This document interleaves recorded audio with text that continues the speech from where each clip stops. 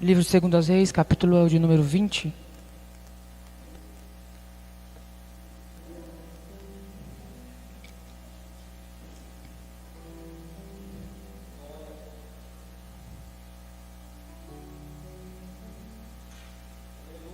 Nós vamos ler do 1 ao verso 6.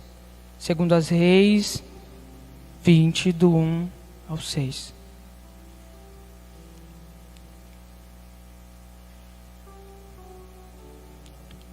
Todos acharam? Naqueles dias, Ezequias adoeceu de uma enfermidade mortal. Veio ter com ele o profeta Isaías, filho de Amós, e lhe disse: assim diz o Senhor, põe em ordem a tua casa, porque morrerás e não viverás. Então virou Ezequias o rosto para a parede e orou ao Senhor, dizendo: lembra-te, Senhor, peço-te que andei diante de ti com fidelidade e com inteireza de coração, e fiz o que era reto aos teus olhos. E chorou muitíssimo. Antes que Isaías tivesse saído da parte central da cidade, veio a ele a palavra do Senhor, dizendo: volta e diz a Ezequias, príncipe do meu povo, assim diz o Senhor, Deus de Davi teu pai: ouvi a tua oração e vi as tuas lágrimas. Eis que te curarei, e ao terceiro dia subirás à casa do Senhor. Acrescentarei aos teus dias 15 anos, e das mãos do rei da Síria te livrarei, a ti e esta cidade, e defenderei esta cidade por amor de mim e por amor de Davi, meu servo. Vocês bem sabem que após a morte do rei Salomão, o reino foi dividido. E o reino de Israel, que era unido, se dividiu entre reino do norte e reino do sul. E o reino que nós vamos tratar essa noite é o reino do sul, o reino de Judá. O reino do sul era um reino que oscilava muito. O reino do norte, ele foi completamente idólatra, desde a sua fundação até a sua destruição por parte da Síria. O reino do sul, o reino de Judá, era um reino que oscilava entre reis piedosos e reis ímpios. E o rei Ezequias vai ser o 13º rei dessa dinastia. Ele era descendente direto do rei Davi.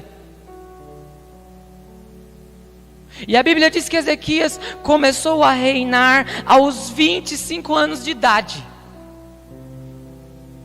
E reinou 29 anos. Portanto, o rei Ezequias viveu 54 anos. E aqui está um fato curioso, porque Ezequias era filho de Acás. E Acás, ele foi considerado o pior rei de Judá. Acás era ímpio, idólatra. Acás era um rei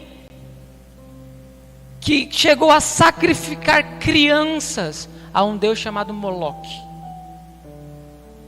Acás era um homem terrível. Mas a minha pergunta é: como vai ser o seu filho? E aqui está o segredo, irmãos. Porque nós, quando estamos vivendo uma época muito boa uma época muito ruim das nossas vidas, muitos de nós chegamos a dizer em oração o seguinte: Senhor, se tu melhorar, se o Senhor fizer, eu te darei, eu farei, eu serei um crente melhor.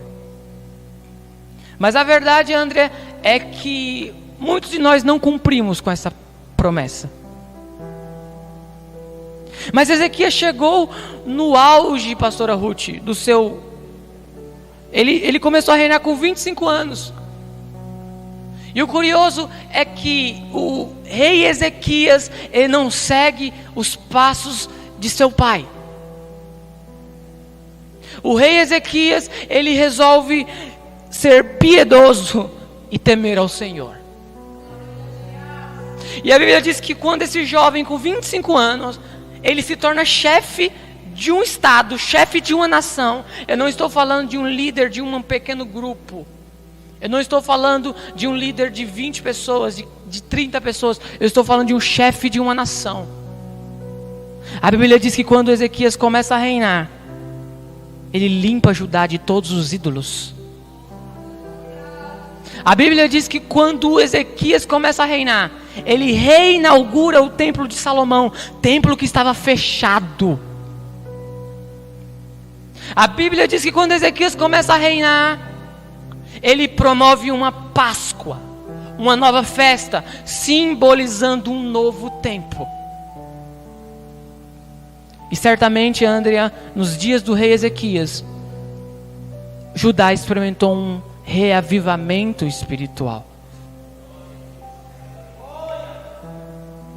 Só que agora, esse mesmo rei, ele está com 39 anos de idade. E como eu disse ontem, torno a dizer hoje, ele está no auge de sua vida.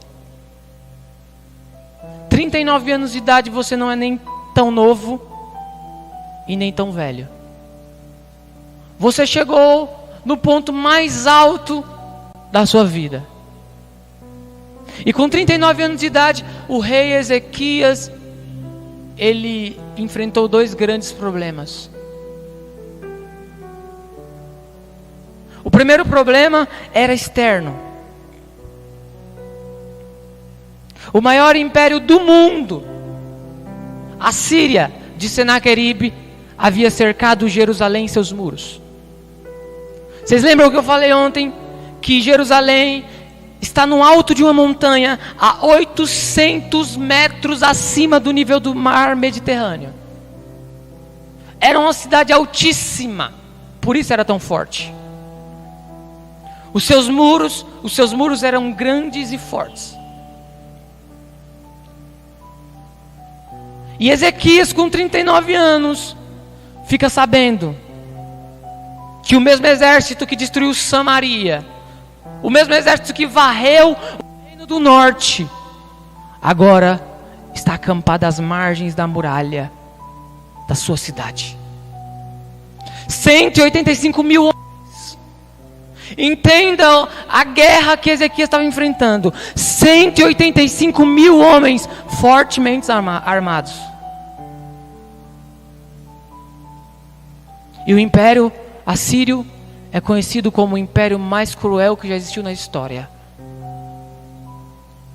Com os assírios não tinha bandeira de paz, Andrea. Porque a história diz que mesmo que se um povo se rendesse, os assírios não poupavam nenhum homem. Ele exterminava todos os homens e decapitava-os.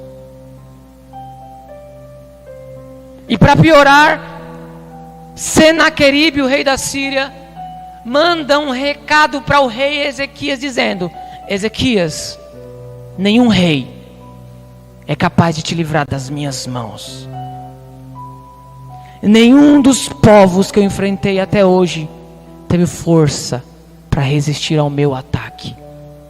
E você não vai ser diferente, Ezequias. Ezequias não tinha exército. Ezequias não tinha força. Ezequias não tinha tempo para armar alguma estratégia. O cerco do Império Assírio era estratégico. Ninguém entrava na cidade, ninguém saía. Aquelas pessoas iam morrer de fome, sem provisão. Porque o Império Assírio estava do lado de fora. E se não bastasse isso, nesses dias, o rei Ezequias adoece. E adoece de uma enfermidade mortal, uma úlcera. E diz a Escritura que o profeta Isaías vai, amando de Deus, no palácio de Ezequias, levar uma mensagem, e a mensagem é clara, categórica, dizendo o seguinte: Ezequias, põe a tua casa em ordem, porque você vai morrer e você não vai viver. Esse é o contexto da palavra em que lemos. O profeta não lhe deu uma opção. O profeta não lhe deu uma escolha. O profeta trouxe uma sentença. E a sentença era clara: Ezequias, você não vai viver. Você vai morrer. Agora, irmãos, eu quero dizer a você, na verdade, uma pergunta: o que fazer em momentos de crise? O que fazer, Andrea, em momentos assim? Porque as crises, elas não mandam recado. Elas não avisam quando vai chegar. A doença não te manda um WhatsApp dizendo: olha, tal ano, tal mês, tal dia eu estou chegando. Ela simplesmente chega. O luto, Carlinhos, não chega mandando um recado. Ele simplesmente chega. E o que fazer nessa hora? Para onde ir? E eu quero que você olhe comigo o verso de número 2. Porque olha o que Ezequias fez. Então virou Ezequias o rosto para a parede e orou ao Senhor.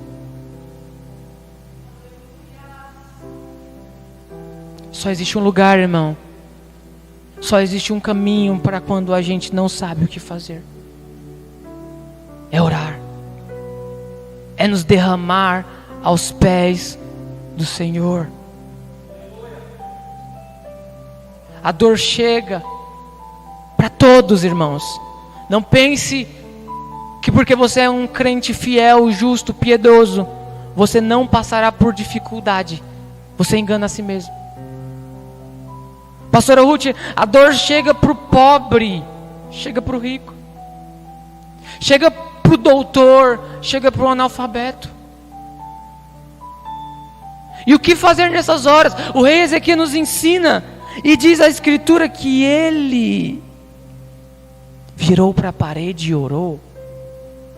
Agora eu quero que você entenda, este homem, ele tinha 185 mil homens do exército inimigo nas suas muralhas. Um exército cruel. Esse homem estava doente. E esse homem tinha a resposta de Deus: Ezequias, você não vai viver, você vai morrer.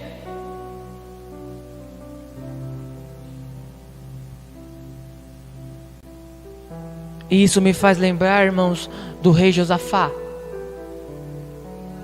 Porque Josafá, semelhantemente igual o rei Ezequias, quando Amon e Moabe e os moradores de Seir se juntaram para ir à peleja contra o rei Josafá, a Bíblia diz que Josafá só recebeu um recado: Josafá, vem uma grande multidão da além do rio contra ti.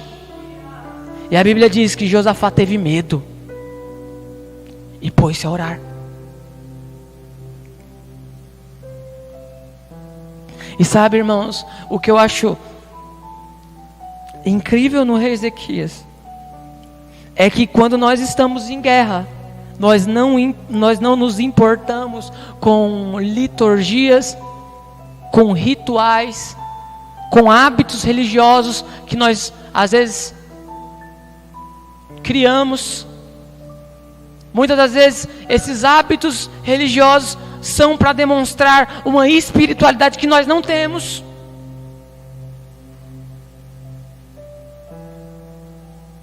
Porque era costume dos reis, quando orar, vestir a estola sacerdotal e ir ao templo. Você vê isso na vida de Davi. Davi, quando ia orar, ele vestia a estola, entrava no templo, no tabernáculo. Só que Ezequias não se importa com a liturgia. Ele só tem uma parede, e é para a parede que ele vira e ele ora.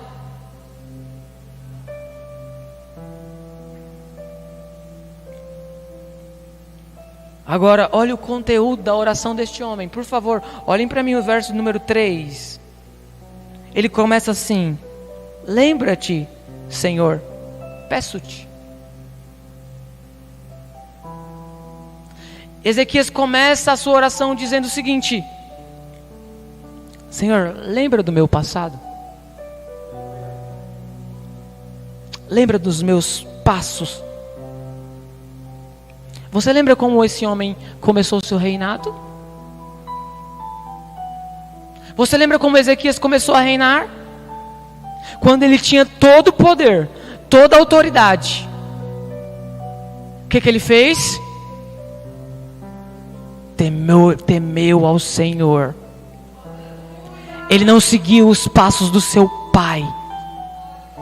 Eu tenho certeza, irmãos, que Ezequias enfrentou muitas oposições dos ministros que o seu pai deixou. Mas ele foi íntegro, foi firme.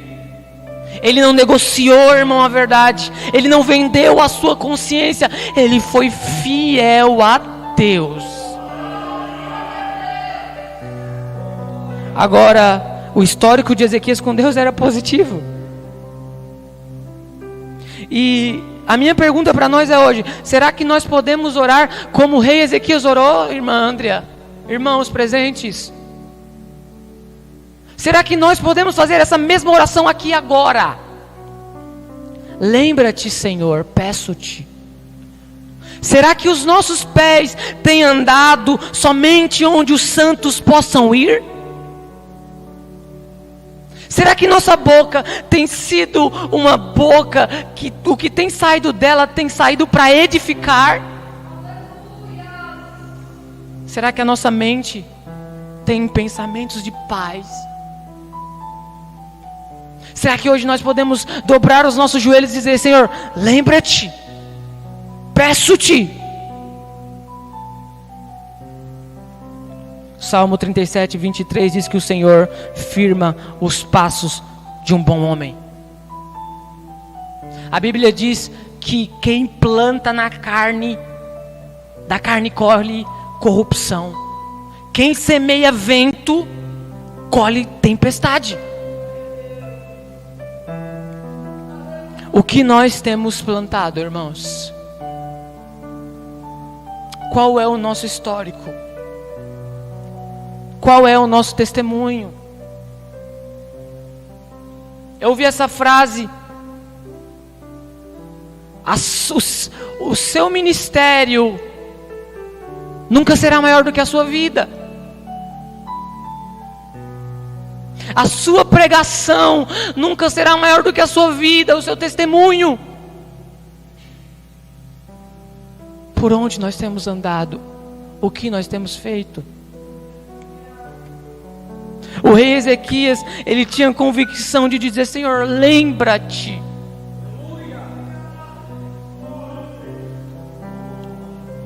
O céu é como se fosse uma conta poupança. Você vai depositando. Deposita oração. Deposita jejum. Deposita. Você vai somando. E quando você precisar, você faz que nem Ezequias. Lembra-te, Senhor. Lembra-te, Senhor. Lembra de mim. Agora, olhe as características que Ezequias dá a si mesmo. Ô irmãos, e deixa eu te falar uma coisa. Isso aqui não é rasgação de seda. Isso aqui é uma oração sincera. Só está dentro do quarto o rei Ezequias e Deus, e mais ninguém. Ele não está falando isso aqui para se mostrar, para dizer que ele é o espiritual. Mas olha o que ele diz ainda no verso 3. Lembra-te, Senhor, peço-te de que andei diante de ti com fidelidade. Irmãos, fidelidade é a marca de um cristão. Sabe o que significa fidelidade? Lealdade. Você não vende a sua consciência. Você não negocia os seus princípios. Irmão, não importa as pessoas que te cerquem, não importa os lugares que você ande, você não negocia a verdade. Você anda com o Senhor com fidelidade.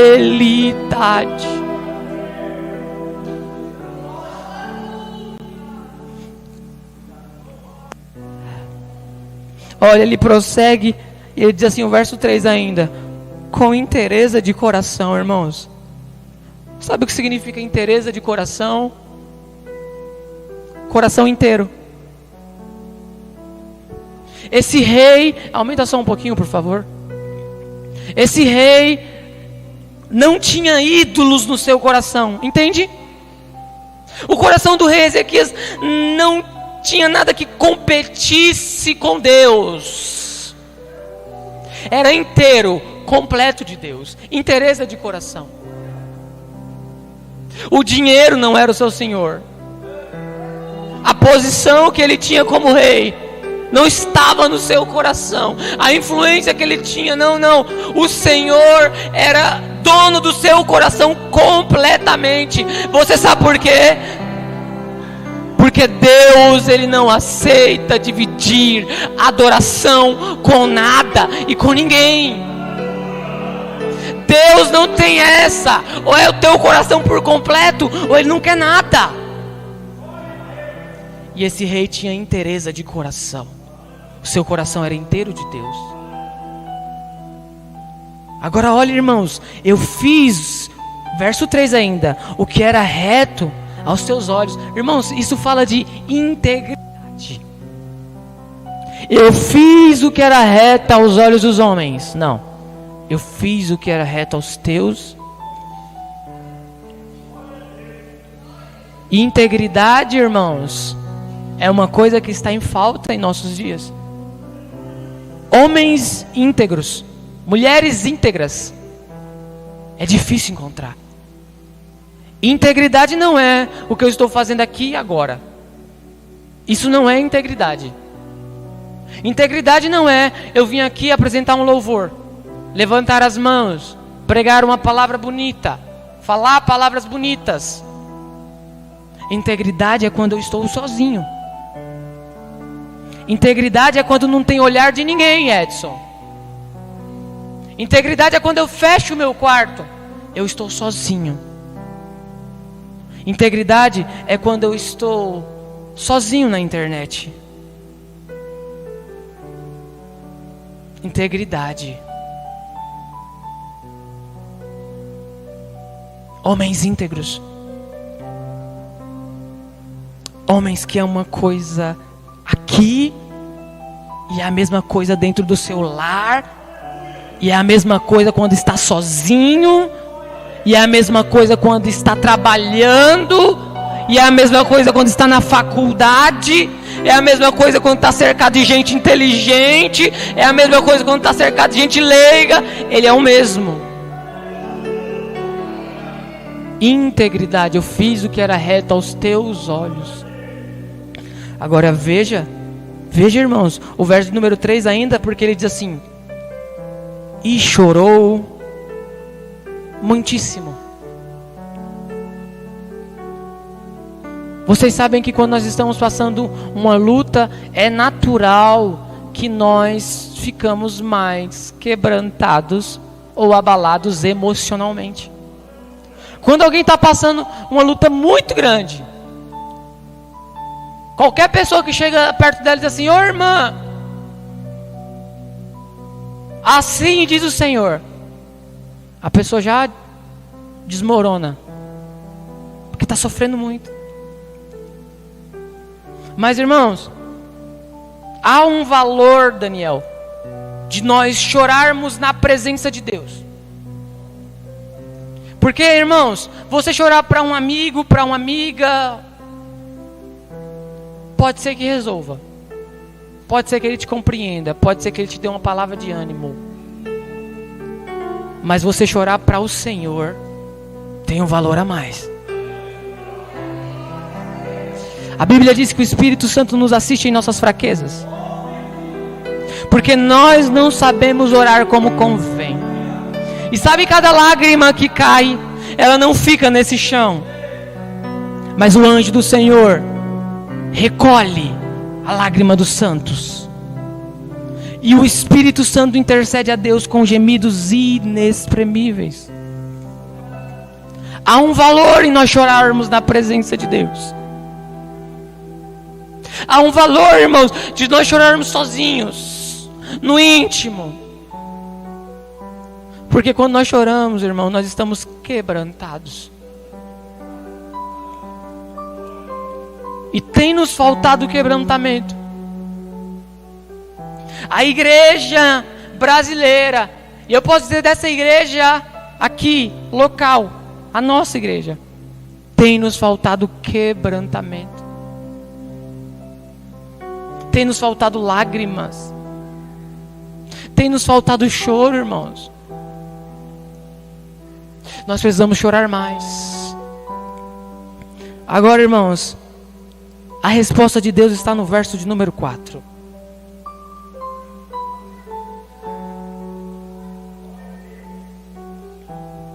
Antes que Isaías tivesse saído da parte central da cidade, veio a ele a palavra do Senhor, dizendo... Só até aqui, irmãos.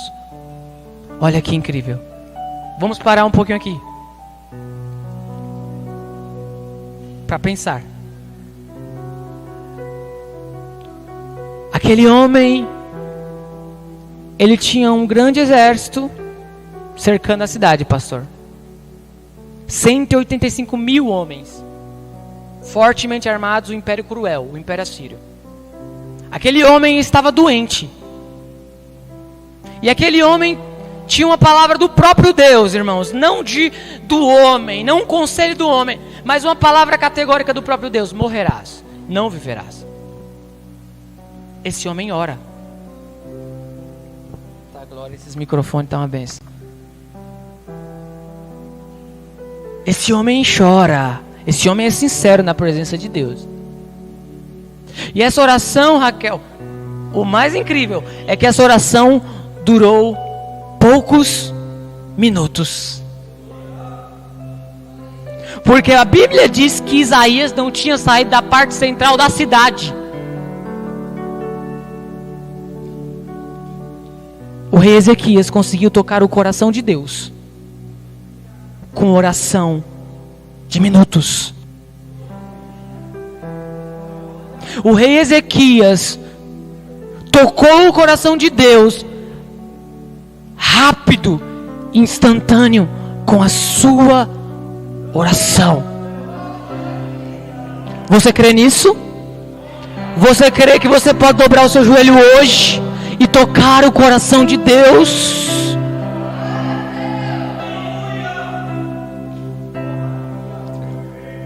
Sabe, irmãos, isso é incrível. Isso é incrível, porque nós às vezes oramos com aquela fezinha pequena, às vezes nada, Daniel. E nós não cremos no milagre. Irmãos, nós oramos, mas nós não cremos. Muitas das vezes nós não cremos, irmãos. Nós pegamos um hábito de orar pelas causas, mas às vezes nós não temos mais fé. Ei, irmãos, este homem tinha tudo para blasfemar contra Deus. Esse homem tinha tudo para virar as costas. E ele orou. E o mais interessante disso, ele conseguiu tocar o coração de Deus. Deus o respondeu imediatamente. imediatamente. Irmãos, a minha e a sua dificuldade não é crer que Jesus fará amanhã, porque nós cremos em promessas. Não é crer que Jesus fez ontem, porque a Bíblia está cheia de promessas já realizadas. Sabe qual é a nossa dificuldade? É crer que Jesus faz hoje, faz agora, nesse momento. E Ezequias tinha essa fé. Agora olhe o que Deus disse a Isaías. Verso 5. Volta, diz a Ezequias, príncipe do meu povo, assim diz o Senhor Deus de Davi, teu pai: ouvi a tua oração, vi as tuas lágrimas, eis que te curarei, e ao terceiro dia subirás à casa do Senhor. Como esse homem transformou uma sentença de Deus. Irmãos, esse homem fez Deus voltar uma sentença com a sua oração. Deus tinha dito: você vai morrer. Ele orou, Deus ouviu, e Deus falou: Ezequias, eu ouvi a tua oração e as tuas lágrimas, eis que eu te curarei, Ezequias. Que homem é este?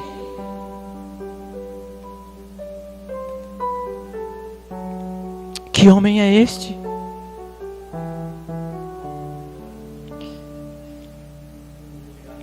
E sabe o que é mais incrível nisso, pastora Ruth?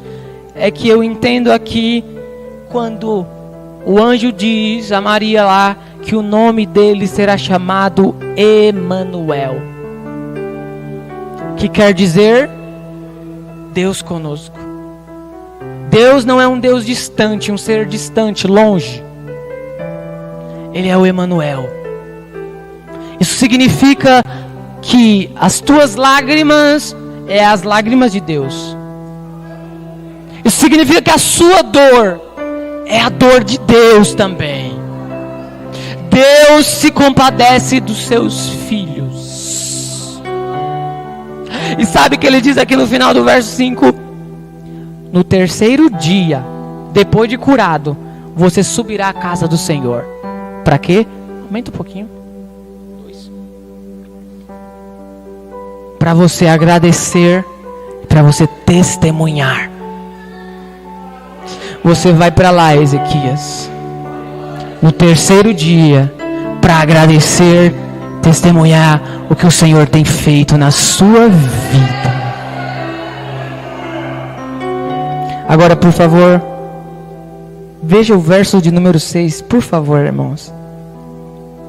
Acrescentarei aos teus dias 15 anos, e das mãos do rei da Síria te livrarei, a ti, a tua cidade, a esta cidade, e defenderei esta cidade por amor de mim, por amor de Davi, o meu servo. Irmãos, o Ezequias recebeu a cura, 15 anos de vida, livramento da parte do rei da Síria. E notem uma coisa: por amor de mim, e por amor de quem? Qual o nome está aí? Davi. Sabe o que significa isso, André? Que Deus é um Deus de aliança. E eu me emociono com isso, porque Davi já estava morto. Mas a aliança que Deus fez com Davi não estava morta, irmãos. Jesus disse: os céus, a terra passam, mas as minhas palavras permanecem. Talvez, irmãos, nós com nossos olhos não vejamos a promessa se cumprir. Talvez os nossos descendentes vejam. Porque Deus é um Deus de aliança. Deus é um Deus de promessa. Por amor a mim e por amor a Davi, eu livrarei.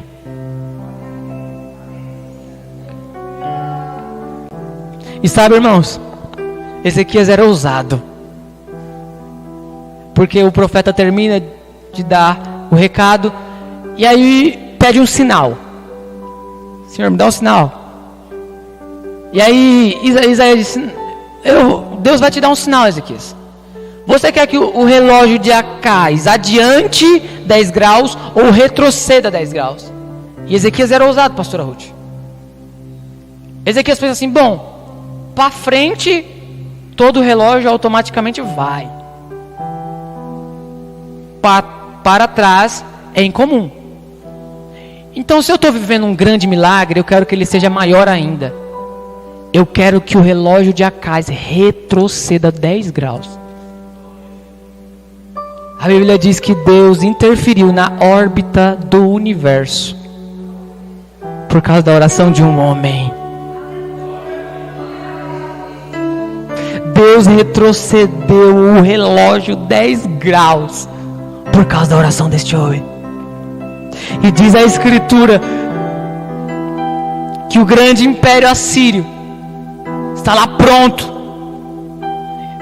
enfraquecendo o povo de Deus, porque ninguém entrava, ninguém saía, ninguém comprava, ninguém vendia. E eu não sei se vocês sabem, Jerusalém não tem rio, estava uma escassez de água. E diz a Escritura que numa noite o anjo do Senhor desceu do céu para a terra. Não bastou legiões, Andrea. Não bastou 12 legiões de anjos. Um único anjo do Senhor desceu com uma espada de fogo. E naquela mesma noite 185 mil homens morreram. O anjo exterminou todos.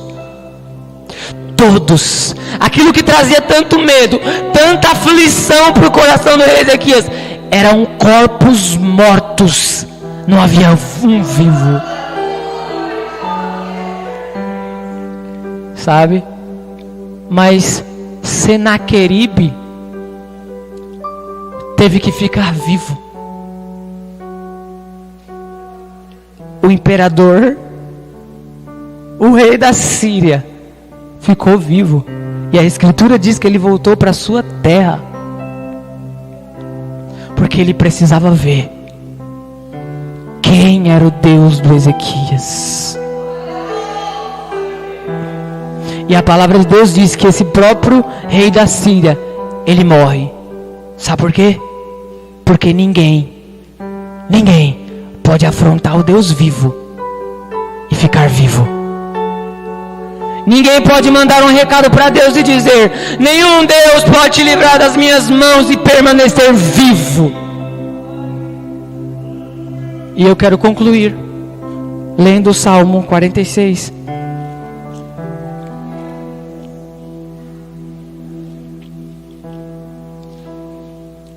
A partir do verso 8.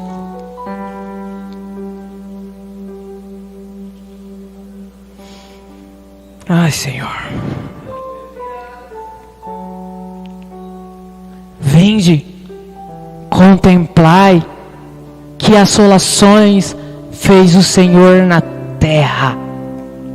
Ele põe termo à guerra até os confins da terra. Quebra o arco, corta a lança, queima os carros no fogo. Aquietai-vos e sabei que eu sou Deus. Sou exaltado entre as nações, sou exaltado entre a terra. O Senhor dos exércitos está conosco. O Deus de Jacó é o nosso refúgio. Verso 11: o Senhor dos exércitos está conosco. O Deus de Jacó é o nosso refúgio.